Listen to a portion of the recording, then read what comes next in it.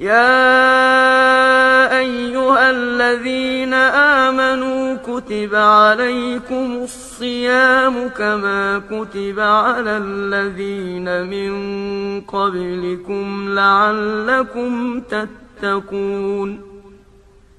أياما معدودات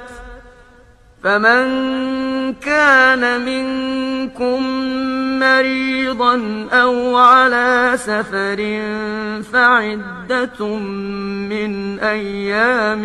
أخر وعلى الذين يطيقونه فدية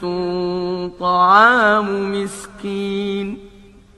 فمن تطوع خيرا فهو خير له وأن تصوموا خير لكم إن كنتم تعلمون